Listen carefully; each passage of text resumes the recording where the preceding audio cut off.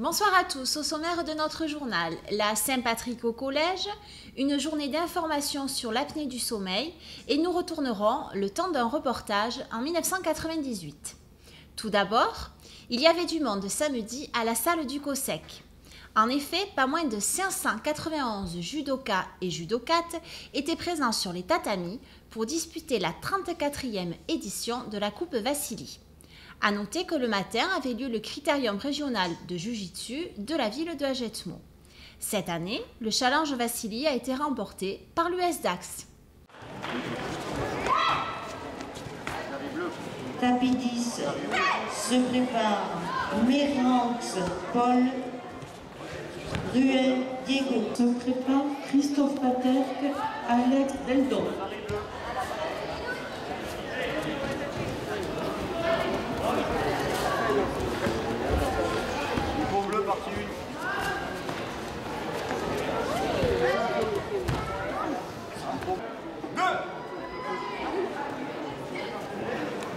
Tapis 10 se prépare le mari Paterque.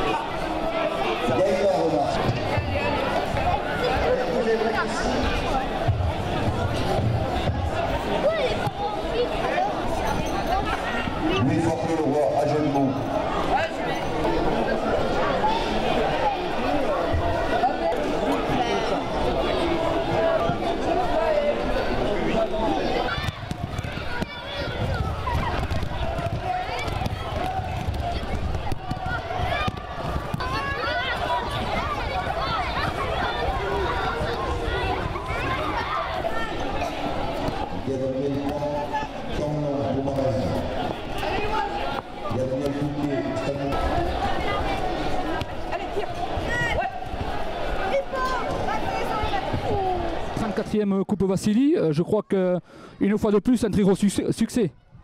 Ce fut un gros succès cette année parce qu'on était à 591 participants alors que l'an dernier on n'était que 380. Donc ça fait quand même une progression de 200 judokas de plus. Bon, tous les clubs du département étaient presque représentés. Combien de clubs étaient présents aujourd'hui? Il y a eu 28 clubs représentés dans le département. Bon, je pense que c'est reconduit pour l'année prochaine, pour la 35e, avec peut-être un record à battre. Tout à fait, on espère toujours plus, bien sûr, avec toujours autant de volontaires, que je remercie énormément. Et espérons que continue comme cette année. C'est pas possible.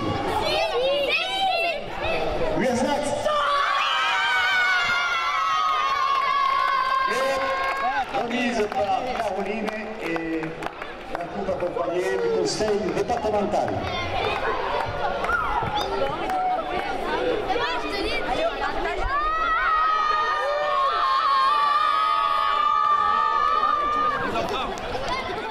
Dimanche, le club de full contact de Hagetmau organisait une journée d'initiation au combat. Aujourd'hui, nous avons fait le choix d'organiser une rencontre avec des clubs du coin. La Benne, Hossegor, Saint-Perdon et Jaune. C'est des clubs proches qui sont de suite disponibles. Donc, comme c'est une première pour nous, on a profité de l'organisation du judo d'hier avec la Coupe Vassili. Comme les locaux étaient disponibles, le dojo les tapis étaient libres, nous avons profité pour organiser cette simulation du combat. Aujourd'hui, ce n'est pas tout à fait une compétition officielle. On a fait surtout un stage technique pour les non-compétiteurs qui veulent peut-être, le cas échéant, plus tard s'inscrire à une compétition. Donc c'est une première approche. Nous allons là faire des petits combats par niveau, par poids, ça sera dans les règles. Et voilà, c'est officieux, donc ce sera plus libre qu'une vraie compétition, pour avoir un peu plus de temps mort. On veut surtout que les enfants prennent du plaisir, qu'ils s'amusent, qu'ils évoluent dans notre discipline et qu'ils prennent du plaisir à plus tard à faire le choix d'aller plus loin. Ce matin, nous avons fait un petit stage technique avec les 6-14 ans. C'est pas plus compliqué qu'une séance normale, c'est une séance basée sur le jeu, sur la coordination.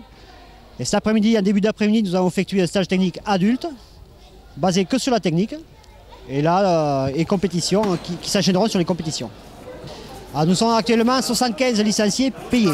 Nous avons 35 enfants, et le reste est complété par les adultes, hommes et femmes. Les entraînements se passent au dojo, là où il y a le judo. On a la chance d'avoir une bonne entente avec le judo, donc on se répartit les créneaux, il y a la place pour tout le monde. Nous avons 3 entraînements par semaine. Le mardi pour les enfants de 19h15 à 20h15, suivi des adultes jusqu'à 22h. Le jeudi, nous avons du renforcement musculaire. On ne met pas les gants, c'est plus pour un public qui cherche à ne travailler que sur le renforcement musculaire. Et le vendredi, pareil, technique, adulte, 20h30, 22h. Et le samedi matin, les enfants de 10h15 à 11h. Le but de cette journée est un peu pour justement préparer pour les compétitions. Nous avons fait ça pour justement... Notre défaut, c'est que nous sommes un peu éloignés des grands clubs qu'il y a sur Bordeaux. Alors techniquement, on a le même niveau qu'eux. Nous n'avons rien envie au niveau technique. C'est au niveau expérience que ça pose problème. Donc cette journée est un peu pour pallier à ce problème. Et récemment, nous sommes allés à Lormont faire les championnats d'Aquitaine. Alors nous n'avons pas eu de champion cette année. Nous avons eu un vice-champion. Et nous avons un petit garçon qui a été qualifié pour les finales à Paris, qui est arrivé jusqu'en quart de finale. Par contre, au niveau titre, parce que le club a quand même 30 ans, et peu le savent, mais le club a 30 ans, et nous avons eu plusieurs champions de France, champions d'Aquitaine, champions du Sud-Ouest, vainqueurs de Coupe de France. Nous avons une vingtaine de titres individuels au cours de ces 30 dernières années. J'en profite pour souhaiter mes sincères remerciements, mais très sincères, parce que le judo, comme je vous l'ai dit tout à l'heure, on a une très bonne entente, ce n'est pas le cas dans toutes les villes. Le judo nous a bien aidés, nous a laissé les tapis, nous ont aidés matériellement et physiquement à mettre en place les tapis. Je remercie bien sûr la ville qui nous propose les locaux, les tables, les bancs, l'accès, qui nous fait confiance. Je remercie les clubs de Jaune, je remercie les clubs de Labenne, de Souston, de Saint-Perdon.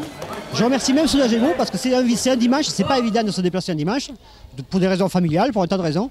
Donc je remercie tout le monde pour cette journée. Et c'est très important bien sûr, les bénévoles qui œuvrent pour mettre en place les tapis, comme tu disais tout à l'heure, les sandwichs, les équipements, et pour ranger, donc les parents qui amènent leurs enfants. Je remercie vraiment tout le monde et c'est un très sincère remerciement.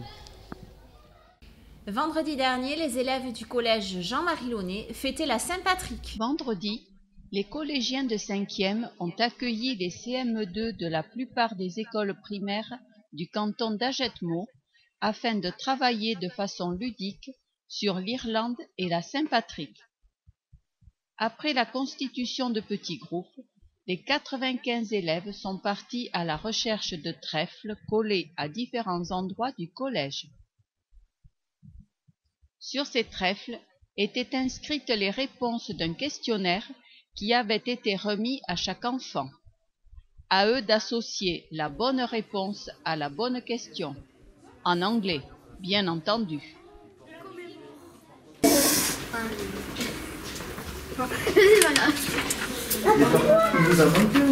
Mais non, mais moi je connais pas ici.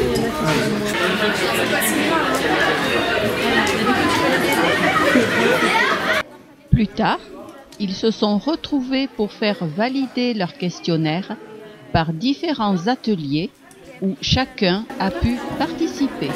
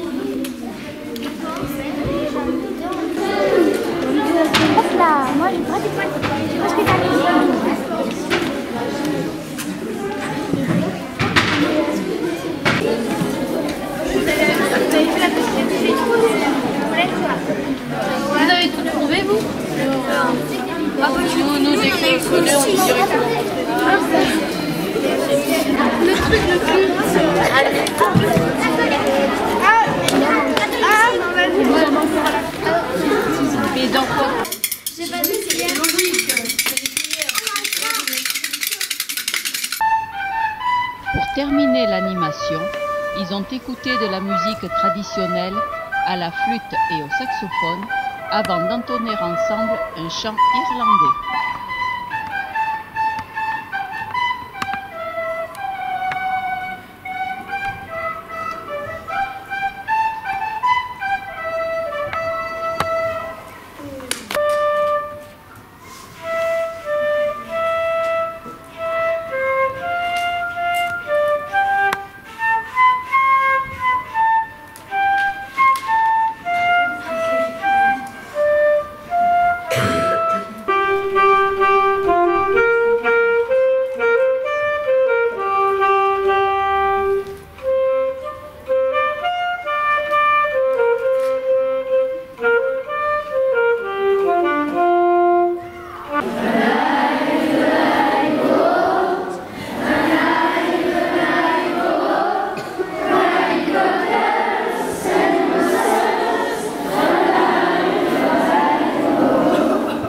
Samedi, l'association SAS 40 a organisé une journée d'information sur l'apnée du sommeil à Morgans.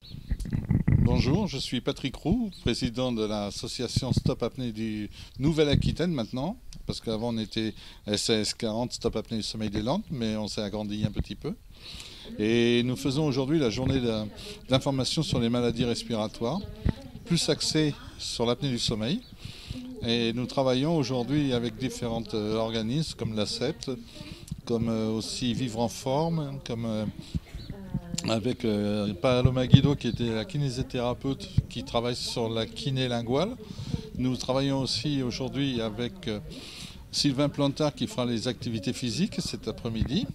Et nous avons aussi donc Amélie Foulon qui est nutritionniste diététicienne qui permet de nous guider un peu sur tout ce qui est par rapport à la maladie, la nutrition vis-à-vis de la maladie, qu'est-ce qu'on doit faire, qu'est-ce qu'on ne doit pas faire.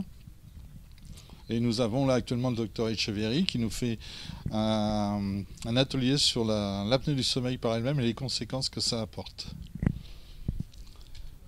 Alors actuellement à l'association nous sommes dans les 250 à peu près et c'est une association qui a pour but d'accompagner, d'aider tous les patients, tous les malades atteints par ce syndrome. Et disons que l'apnée du sommeil par elle-même, c'est une maladie qui est un peu traître parce que si on n'est pas traité, ça touche après, on a des problèmes cardiovasculaires, des problèmes d'hypertension, on a aussi des problèmes d'insomnie, de libido et puis plein de trucs comme la dépression qui vient de se greffer dessus. Et là actuellement, d'après les derniers sondages qui ont été faits, il y a à peu près 10% de la population française qui est touchée par ce syndrome et simplement 7 à 8% qui sont appareillés. Les conséquences métaboliques, la résistance à l'insuline. L'insuline est moins efficace pour faire pénétrer le sucre dans la cellule chez les apnéiques que chez les non-apnéiques. C'est pour ça qu'il y a beaucoup de diabète de type 2 chez les apnéiques du sommeil. Le syndrome métabolique, je vais y revenir, la prise de poids, la micturie, on l'a vu, le dysfonctionnement sexuel, les gens sont moins actifs et retrouvent vigueur sous PPC, les troubles comportementaux, alors irritabilité. On le voit ça, l'irritabilité, parce que les gens ont un syndrome de fatigue chronique, ils ne se reposent pas. Donc ils ont beaucoup de mal à être calmes le jour. Le vieillissement prématuré, la dépression. La situation géographique du lotissement Bel Horizon sur la hauteur est sans doute l'une des raisons à l'origine du projet dont nous allons vous parler. Le lotissement Bel Horizon a déjà été expérimental en ce qui concerne l'installation du câble il y a une vingtaine d'années. D'après les informations que Canal Achat a pu obtenir, il semblerait qu'un projet top secret serait à l'étude. En fait, il s'agirait d'un parc éolien urbain. Bien entendu, nous avons voulu en savoir davantage et nous avons pu rencontrer l'un des responsables qui, pour des raisons peut-être de sécurité, n'a pas voulu montrer son visage. Pourquoi avez-vous voulu garder l'anonymat? Pour des raisons personnelles. Pouvez-vous nous expliquer en quoi consiste exactement ce projet? En fait, il s'agit d'installer des éoliennes très silencieuses qui ne nuiront pas à la tranquillité des habitants du lotissement. Est-ce que vous pensez que les propriétaires vont accepter d'avoir cette éolienne au milieu de leur jardin? En fait, il y a un dédommagement prévu d'une certaine somme d'argent qui est assez séduisante pour les gens du voisinage et je pense que peu pourront résister à la tentation. Et pourquoi donc essayer de faire un projet maintenant urbain? Si les éoliennes sont proches du lieu de consommation de l'électricité, la longueur des fils fait qu'il y a beaucoup moins de déperdition. Et est-ce que ce projet a des chances de voir le jour assez rapidement? Nous prévoyons ça pour une mise en route en 2020. Le chantier devrait commencer vers le mois de juin 2019. Et je suppose que vous allez quand même faire une campagne de communication pour que tout le monde soit mis au courant. Nous avons déjà pris quelques contacts discrets et je pense qu'il n'y aura pas de problème. Bien, écoutez, je vous remercie et puis on se reverra peut-être en 2019. Merci, Monsieur X. Rugby. Après une minute d'applaudissements en hommage à Jean-Pierre Viol, l'issue de la rencontre entre SAH et Saint-Paul et Dax aurait, bien que différente, une importance particulière. Il y a quelques jours, notre ami Jean-Pierre Viol nous a quittés trop tôt. En sa mémoire, nous allons faire une minute d'applaudissements.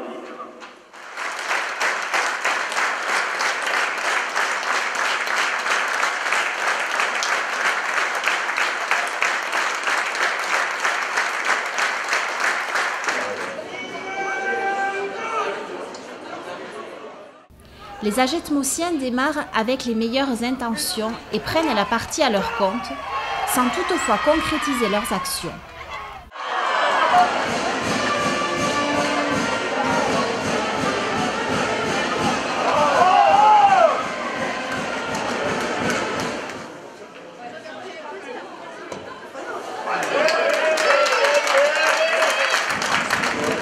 Trop de fautes et de maladresses de part et d'autre ont fait que ce match n'a pas tenu toutes ses promesses. Les Chalossais sont restés intraitables en défense, hormis sur le seul essai marqué par Saint-Paul, qui, sans le manque de réussite de son buteur, aurait pu inverser le cours de la rencontre.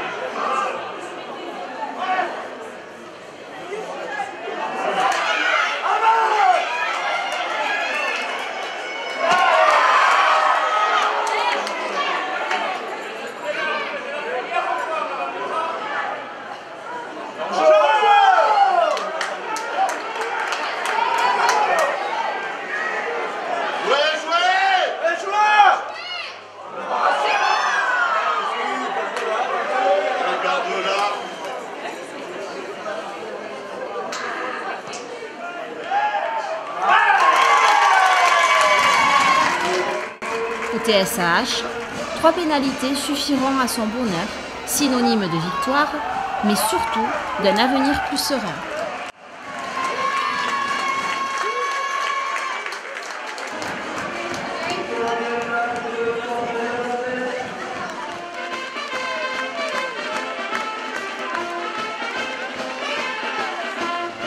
monde au stade, ça nous tenait à cœur. On savait qu'on était à un match du maintien pour vraiment l'assurer, même si mathématiquement c'est pas fait. Mais bon, maintenant ça sent bon. Et bon, on a vu qu'il y a eu des aléas sur les matchs, bon, d'un côté comme de l'autre. Il y avait un arbitrage bon, un peu difficile, mais nous le principal c'était les 4 points. Alors que ça soit une physionomie positive ou pas, l'arrivée c'est qu'on mène et 4 points c'est hyper important. Donc voilà. Bon, c'est génial pour le groupe, c'est génial pour les joueurs, je suis content pour eux parce qu'on en a chié cette année. Ils ont relevé la tête plusieurs fois dans la saison et comme on leur a dit, c'est leur récompense. Et voilà, il y a des saisons comme ça où ça démarre mal, mais il faut savoir redresser la tête.